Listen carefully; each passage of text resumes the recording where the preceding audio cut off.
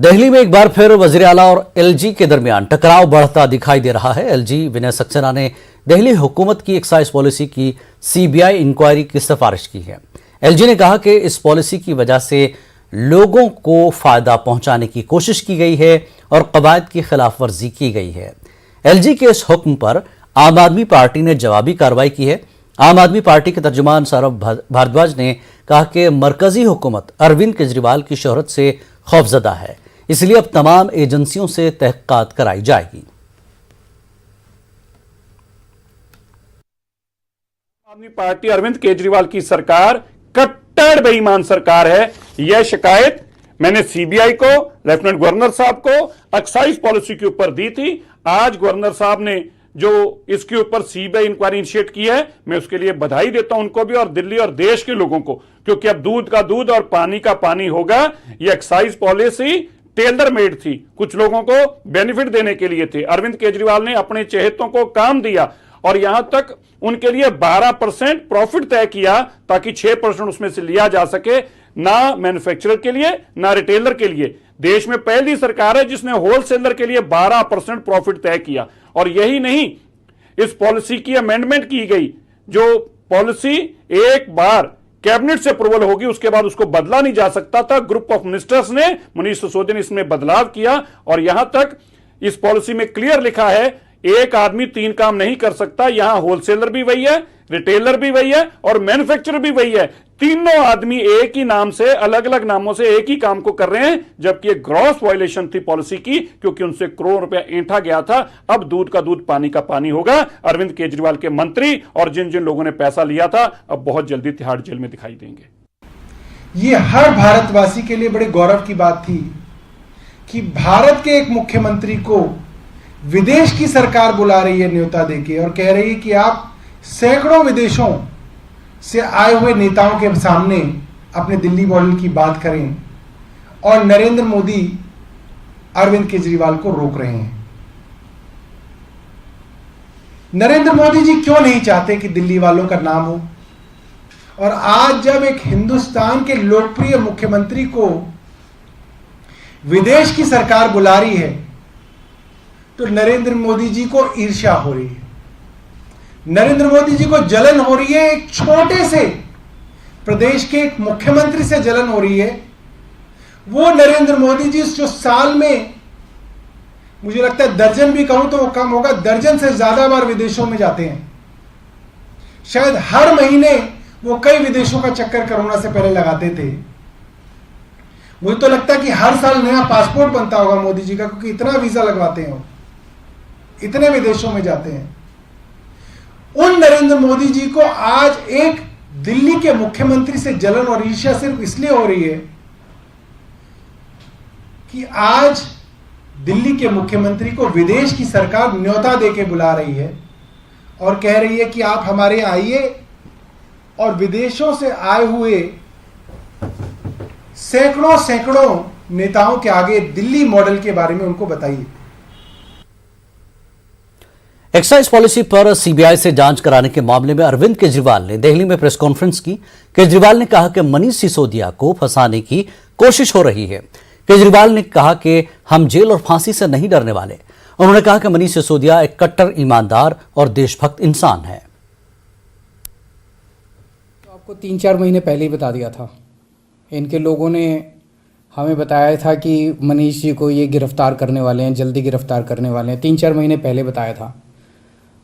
मैंने press conference करके, उसके बाद अपने कई भाषणों में, असेंबली में मैंने कहा था कि ये मनीष को गिरफ्तार करने वाले हैं।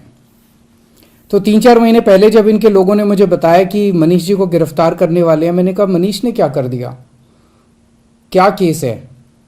तो उन्होंने बताया अभी कोई केस नहीं है, कुछ मिला नहीं है, ढूंढ रहे हैं, कुछ बना रहे हैं। तो अब हमारे देश के अंदर एक नया सिस्टम लागू किया गया है। पहले ये तय किया जाता है कि किस आदमी को जेल भेजना है और फिर उसके खिलाफ एक मनगढ़ंत झूठा केस बनाया जाता है और उसे ज़बरदस्ती जेल भेजा जाता है। एक नया सिस्टम हमारे देश के अंदर अब लागू हुआ है। मीडिया से अभी तक जो मुझे पता चला है कि जो जो ये आरोप प्रत्यारोप लगाए जा रहे हैं, मैंने सारा अभी चेक कराया, पूरा का पूरा केस बिल्कुल झूठा है, बिल्कुल झूठा है। उसमें रत्ती भर की भी सच्चाई नहीं है। मैं मनीष सिसोदिया को 22 साल से जानता हूं। सन 2000 में पहली बार मिला था मनीष जी से। एक बेहद कट्टर ईमानदार आदमी है, कट्टर देशभक्त आदमी है। का पालन किए फिर, क्योंकि लिकर कार्टेल दिल्ली में चल रहा है, एक पूरा का पूरा एक गैंग है जो ये माफिया चला रहा है, और इसके दौरान 144.36 करोड़ का उनको जो है एग्जेम्पशन दी गई है लाइसेंस फी पर, जिसमें कि कोई अप्रूवल, कोई कैबिनेट नोट, कोई ऑथराइज्ड एजेंसी, किसी को इसमें जोड़ा नहीं गया, उससे किसी से बात भी नहीं की गई। और जब दिल्ली के अंदर डेल्टा वेव चल रही थी, उस दौरान यह हरकत हुई कि डेल्टा वेव के दौरान भारतवासी काम के अभाव में होटल, अस्पताल, बाकी चीजें बंद पड़ी थी। अस्पतालों का क्या हाल था आप सब जानते हैं। उन सब के अभाव में दिल्ली छोड़ छोड़ कर जा रहे थे और उनके पास कोई रोटी रोजगार नहीं था। उस समय ये काम कर रहे थे कि डायरेक्ट ऑर्डर्स दे रहे थे कि 144.36 करोड़ जो है वो माफ कर दो। मेरा तीसरा सवाल कि L1 का जब टेंडर लगता है किसी भी कंपनी का, तो उस L1 के टेंडरिंग से पहले आपको कुछ जो है अर्नेस्ट मनी डिपॉजिट देना पड़ता है। वो अर्नेस्ट मनी डिपॉजिट जो है 30 करोड़ का दिया गया एक कंपनी द्वारा, और उस 30 करोड़ के अर्नेस्ट मनी डिपॉजिट को अगर L1 की प्रोसेसेस को फॉलो नहीं किया, अगर no objection certificate airport authority का चाहिए था, कुछ और चाहिए था, आप वो काम नहीं करके आप अपना सरेंडर कर देते हैं, तो जो आपका अर्नेस्ट मनी डिपॉजिट है वो फोरफीट हो जाता है, वो सरकारी खाते में, खजाने में चला जाता है। लेकिन इस केस के अंदर ये जो 30 करोड़ रुपए थे, बिना अप्रूवल, बिना प्रोसेसेस, बिना नियम, बिना कानून फॉलो किए हुए उस कंपनी को वापस किया गया। मेरा चौथा सवाल कि 50 रुपए जो विदेशी अल्कोहल है और खासतौर पे बियर, तो 50 रुपए पर केस की एग्जेम्पशन जो है वो एग्जेम्पशन दी गई बियर के केसेस पर जो इंपोर्टेड लिकर था, विदेश से आने वाला जो अल्कोहल था, लिकर था, उसके ऊपर 50 रुपए पर केस की एग्जेम्पशन, बिना किसी अप्रूवल के, बिना किसी कैबिनेट नोट के, बिना किसी ऑथराइज्ड एजेंसी के, बिना LG को सूचित किए, ये 50 रुपए भी पर केस कम किया गया, जिसकी वजह से जो दिल्ली की जनता है उनके जो टैक्स के फायदे थे, जो उनको पैसा आना था, वो सब जो है जनता के पैसे का लगातार नुकसान किया गया। इसके बाद जो एक ब्लैक लिस्टेड कंपनी है खाओ गली नाम की जो ब्लैक लिस्टेड कंपनी है, उसको इन्होंने 2 जोन्स के ठेके दिए हैं। 2 जोन्स के अंदर ब्लैक लिस्टेड कंपनी को ठेका कैसे दिया, इसकी भी एक्सप्लेनेशन ये केजरीवाल जी तथ्यों के साथ दें तो हम सबको ईमानदारी का सर्टिफिकेट असेस करने में मदद होगी। एक कार्टलाइजेशन जो है टेंडरिंग प्रोसेसेस के अंदर, कार्टलाइजेशन बंद होती है कि हम 4-5 लोग तय कर लें आपस में कि हम 4-5 कंपनियां फ्लोट करेंगे और उसी के आधार पर मिलजुल के हेराफेरी करके हम इकट्ठे टेंडरिंग में उतरे और टेंडरिंग प्रोसेस में कि इसको मिले तो मैं पार्टनर, मेरे को मिले तो ये पार्टनर, इस तरीके की जो चीजें हैं वो अवैध है, इलीगल है, गैर कानूनी है। लेकिन आपको हैरानी होगी कि इस सारी जो लिकर पॉलिसी है जिसके अंदर सब धांधलेबाजी हुई है, उसके अंदर कार्टलाइजेशन की प्रोसेस जारी थी। मंगूटा एक कंपनी है, वो मंगूटा कंपनी एक इंडोस्प्रिट और एक खाओगली, ये 3-4 कंपनियों की कार्टलाइजेशन के बाद ये काम हुआ और इन सब के पीछे श्रीनिवास आलू रेड्डी का जो है MSR का क्या लेना देना है, कितने पैसे लगे, क्या है, इसकी अगर वो ब्यौरा देंगे तो जनता को सहूलियत होगी ईमानदार का सर्टिफिकेट असेस करने में। तो आज जो है हम यही बताने आए हैं कि इन सब इलीगल गैर कानूनी चीजों को लेकर जिस तरीके की धोखाधड़ी दिल्ली की जनता के साथ हुई है और जो बहुत बड़ा जो है स्कैम ही कहेंगे, उसका ब्यौरा जो है तथ्यों के आधार पर अगर केजरीवाल जी देते हैं तो हमें जो है सहूलियत हो जाएगी। और इनको ऐसी आफत क्या आई कि इनको अर्जेंट नोट सर्कुलेट करना पड़ा बिना 48 घंटे का नोट। तो बीजेपी लीडर मीनाक्षी लेखी अरविंद केजरीवाल की प्रेस कॉन्फ्रेंस के बाद ये सवाल उठा रही थी। और आगे बढ़ेंगे अगली खबर की तरफ। रिजर्व बैंक के गवर्नर शक्तिकांत दास का कहना है कि हालिया दिनों में डॉलर के मुकाबले रुपए की कदर में कमी हुई, लेकिन यूरो, येन और पाउंड की बनिस्बत इसकी मज़ाहमत जारी है। एक प्रोग्राम से खिताब करते हुए शक्तिकांत दास ने कहा कि मुल्क की माइक्रो इकोनॉमिक की बुनियाद मुस्तहकम है। उन्होंने मजीद कहा कि बैंक की जानिब से बाजार में अमेरिकी डॉलर सप्लाई की जा रही है ताकि ज़र मुबादला के लिए माकूल रवा वसाइल दस्तियाब हों। उन्होंने एतराफ़ किया कि कोरोना वबा, यूक्रेन जंग, सप्लाई चेन के मुतासर होने, महंगाई, कसाद बाजारी के खदशे के दरमियान मुल्क की मईशत को चैलेंजेस का सामना है। Remains grim amidst fluid geopolitical situation, while the war and the pandemic add to the forces of disintegration and fragmentation of the global economy. In such an environment, the Indian economy remains relatively better placed, drawing strength from its macroeconomic fundamentals. The financial system is well capitalized. Asset quality indicators have improved, balance sheets are stronger, and banks have returned to profitability. We are also seeing healthy pickup in credit demand.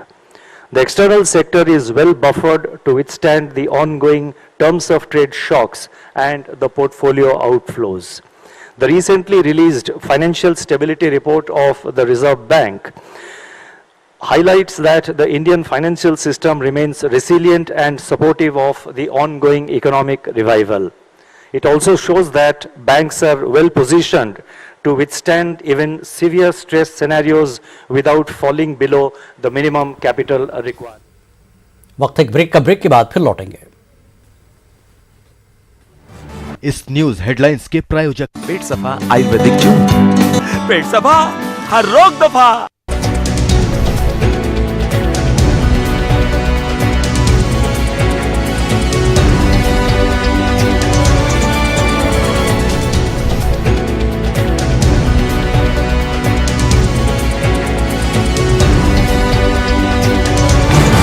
इस news headlines के प्रायोजक पेट सफा आयुर्वेदिक जून, पेट सफा हर रोग दफा।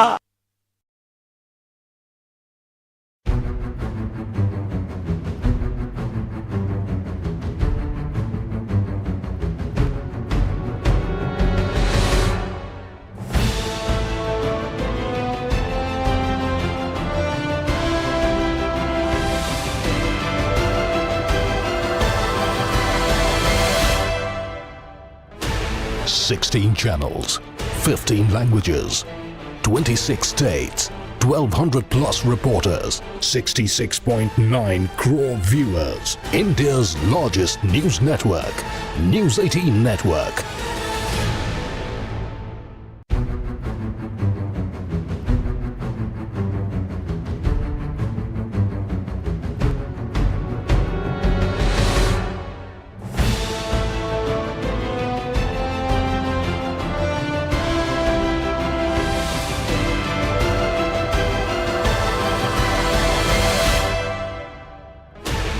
Sixteen channels, 15 languages, 26 states, 1,200 plus reporters, 66.9 crore viewers. India's largest news network, News 18 Network.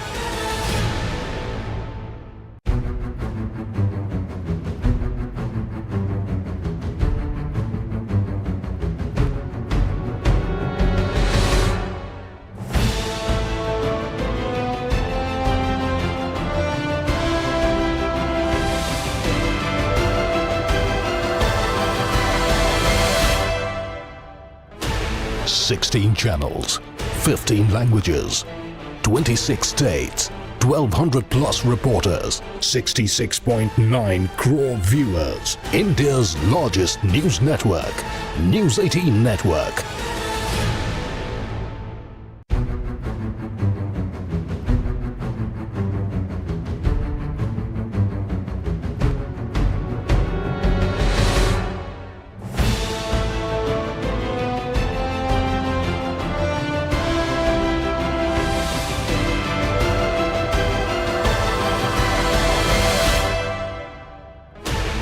Sixteen channels, 15 languages, 26 states, 1,200 plus reporters, 66.9 crore viewers. India's largest news network, News 18 Network.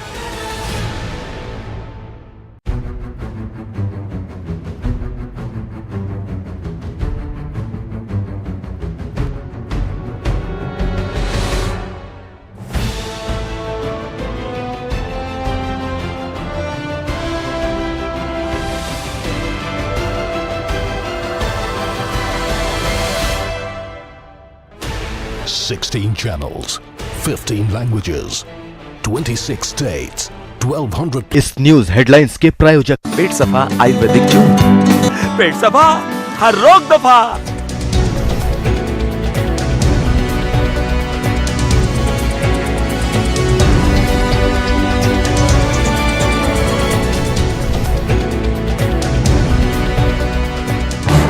इस news headlines के प्रायोजक पेट सफा आयुर्वेदिक जूम। पेट सफा हर रोग दफा। Central board of secondary education CBSE ने 12वीं जमात के नताज का ऐलान कर दिया है। मजमूई तौर पर पास होने का तनासब 92.71 है। इम्तिहान में 94.54 तालिबात और 91.25 तलबा कामयाब हुए। बाज़ों के तलबा काफ़ी अरसे से सीबीएसई बोर्ड के नताज को लेकर गैर यकीनी सूरत हाल से दो चार थे। नवंबर-दिसंबर 2021 में मुनक़दा सीबीएसई टर्म 1 बोर्ड का इम्तिहान MCQ फॉर्मेट में मुनक़िद किया गया था। 12वीं जमात के इम्तिहानात 26 अप्रैल से 15 जून 2022 तक मुनक़िद किए गए थे। टर्म 2 के इम्तिहान में 14 लाख से ज़्यादा तलबा ने शिरकत की थी, जो इम्तिहान के नताज का बेसब्री से इंतज़ार कर रहे थे। मेरा नाम सार्थक गुप्ता है। मेरा CBSE 12 PCM से रिज़ल्ट आया अभी। बहुत दिनों से इंतज़ार था रिज़ल्ट का, अभी आया है। अच्छा लगा। उम्मीद के मुताबिक 98.6% आया और मैं आगे JEE का पेपर के लिए तैयारी कर रहा हूँ, वो देना चाहता हूँ।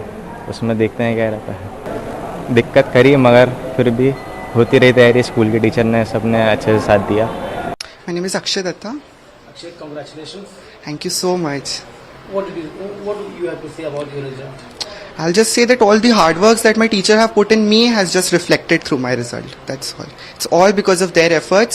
They've put into me day and night, solved all my queries. The perfect environment that they've provided to me has just reflected today. What stream did you have? I had my bio stream, PCB. And how much percentage is secured? I secured 98.8%.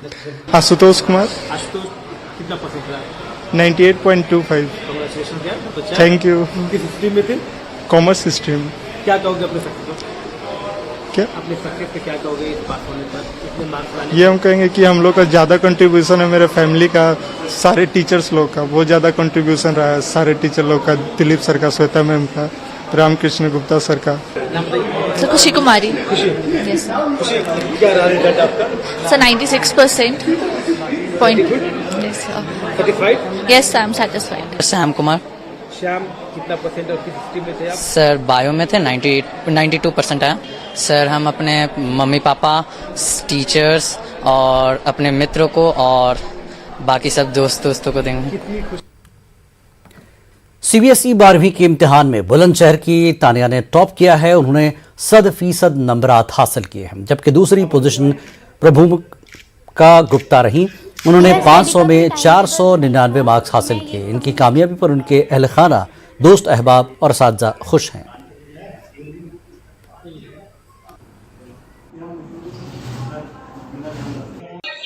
DPS में पढ़ने वाली 12th की छात्रा है हमारे साथ यहाँ तानिया मौजूद है, जो कि इंडिया की टॉपर है और 500 में से 500 अंक उन्होंने प्राप्त किया है। तो आखिर जानते हैं तानिया से कि उन्हें 500 में से 500 अंक प्राप्त हुआ है। तानिया, न्यूज़ 18 में आपका बहुत बहुत स्वागत है। क्या कहेंगी जिस तरीके से 500 में से 500? सर, मैं ये कहना चाहूँगी कि ये जितने भी मेरे मार्क्स आए हैं, इनमें टीचर्स, प्रिंसिपल सर और स्कूल का बहुत ज़्यादा सपोर्ट रहा है। हमारे टीचर्स ने हमें इतने ज़्यादा असाइनमेंट्स प्रोवाइड करवाए और सैम्पल पेपर जो उन्होंने सॉल्व करवाए वो बोर्ड एग्जाम्स में बहुत ज़्यादा हेल्पफुल रहे, जिससे कि इतना अच्छा स्कोर हो पाया। तानिया, जिस तरीके से 500 में से 500 अंक प्राप्त हुए हैं, पेरेंट्स के लिए क्या कहना चाहेंगी? आगे फ्यूचर में क्या करना चाहेंगे? सर, मैं ये कहना चाहूँगी कि पेरेंट्स ने मुझे बहुत अच्छी एक ऐसा एटमॉस्फेयर प्रोवाइड किया जिससे कि मैं विदाउट एनी डिस्टर्बेंस पढ़ सकूँ, और वो हमेशा मुझे सपोर्ट करते थे। मतलब कभी भी कोई प्रेशराइज नहीं किया कि कम मार्क्स क्यों आ गए, बाय चांस कहीं 1-2 मार्क्स कट भी जाते थे तो कभी कुछ ऐसा नहीं कहते थे, हमेशा सपोर्ट किया कि अच्छा है, बहुत अच्छा है, हो जाएगा जी। तानिया, आगे किस तरीके की पढ़ाई कंटिन्यूस जारी रहेगी? क्या करेंगी आगे? सर, मैं हिस्ट्री ऑनर्स करना चाहती हूँ और उसके बाद सिविल सर्विसेज। देखिए, साफ तौर पे तानिया का कहना है कि वो सिविल सर्विस के लिए तैयारी भी करेगी। फिलहाल उन्होंने 500 में से 500 अंक प्राप्त करने के बाद डीपीएस का ही नहीं बल्कि अपने देश में नाम रोशन किया है, और साथ ही जिस तरीके से तानिया ने अपने माता पिता के साथ साथ डीपीएस स्कूल का भी नाम रोशन किया। कैमरामैन आंसू के साथ Prashant Kumar, news 18, Bulandshahr. My name is Ishika Agrawal and I got 97.2% in my 12th boards exam in PCM stream. I like websites very much and how they create different type of websites, and it's so beautiful to just scroll through them. So I wanna create that and as well as design the websites. काफ़ी खुशी, एक तो अचानक से result आया, पहले कोई notification नहीं थी तो सो के अचानक से उठे तो रिजल्ट आया, तो काफ़ी खुश है सब लोग। So like my father checked the score and he was so excited that he hugged me, he even lifted me, and you know he told me that he's very proud of me, and I guess these are the words that you want to hear from, not just from your parents but from teachers, and making everyone proud is I guess my biggest victory apart from exams. हाँ जी sir, सबने बहुत ज़्यादा positive feedback दिया, बहुत ज़्यादा moral boost किया हर stage पे, तो I am very grateful to all of them and specially I am grateful to God, क्योंकि उन्हीं की वजह से उन्होंने इतना स्ट्रेंथ दिया, हमेशा सुबह उठ के looking up to him and always he has been so good to me. Kanwar Yatra के दौरान मेरठ मुजफ्फरनगर हाईवे पर गुज़श्ता रोज सड़क हादसों में 2 कांवड़ियों की मौत हो गई। पहला हादसा मुजफ्फरनगर के कथौली थाना इलाके में पेश आया, जहां हरिद्वार से गंगा जल लेकर आ रही 15 साल लड़की को एक कांवड़िए के मोटरसाइकिल ने टक्कर मार दी, जिसको इलाज के लिए मेरठ मेडिकल कॉलेज लाते वक्त मौत हो गई। दूसरा हादसा मेरठ दिल्ली प्रतापपुर बाईपास पर तेज रफ्तार कार की टक्कर लगने से मौत हो गई। देखिए, ये थाना मेडिकल कॉलेज क्षेत्र में एक मेमो प्राप्त हुआ मेडिकल कॉलेज से, और बताया गया कि जिसमें एक नेहा नाम की 15 वर्षीय बालिका जो कि कांवड़ लेकर के लौट रही थी, उसकी मृत्यु हुई है। इसके बारे में जानकारी की गई। ये थाना खतौली जनपद मुजफ्फरनगर की घटना है। अपने परिजनों के साथ में ये बच्ची कांवड़ लेकर लौट रही थी और उसी रास्ते पे आ रहे एक अन्य कांवड़िया जो कि मोटरसाइकिल पर था, उसके द्वारा टक्कर लगी और उसके बाद में इनको जो है तुरंत ही चिकित्सा सुविधा उपलब्ध कराई है, परंतु इनकी मृत्यु हो गई। उसके बाद में इनको जो है मेडिकल कॉलेज लेकर के आया गया है। जो कांवड़िया है, बताया गया है कि वो जिसके द्वारा ये घटना जो मोटरसाइकिल के द्वारा की गई है, उनको भी हिरासत में ले लिया गया है। ये घटना जनपद मेरठ से संबंधित नहीं है। हाँ, यहाँ पर मेडिकल कॉलेज होने के कारण इस बच्ची के शव को यहाँ पर लेकर के आया गया है। राजस्थान के अलवर के रामगढ़ थाना इलाके के गांव मलकपुर में गुरुद्वारे के साबिक ग्रंथी के साथ मारपीट का मामला मंजर आम पर आया है। इन लोगों ने ग्रंथी के साथ मारपीट की, उनके बाल काट दिए, आंखों में मिर्च डाली और फरार हो गए। इसके बाद साबिक ग्रंथी बाइक से अपने गांव पहुंचा। ग्रंथी को अस्पताल में दाखिल कर दिया गया। पुलिस ने मामला दर्ज कर लिया और मुलजिमीन की तलाश जारी है।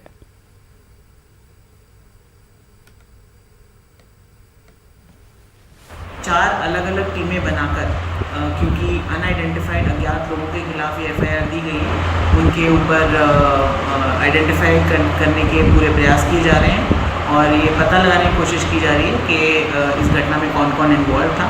साथ ही आईपीसी के सभी सेक्शंस में ये एफआईआर दर्ज की जाकर इसमें अनुसंधान रामगढ़ एसएचओ द्वारा शुरू किया जा चुका है। वो मेरे साथ तो मेरे को खींच के वहाँ एक साइड में ले गए। वहाँ जाके उन्होंने मेरी गिरबान पकड़ ली, आँखों में मिर्च डाल दी और मेरे बाल काट दिए।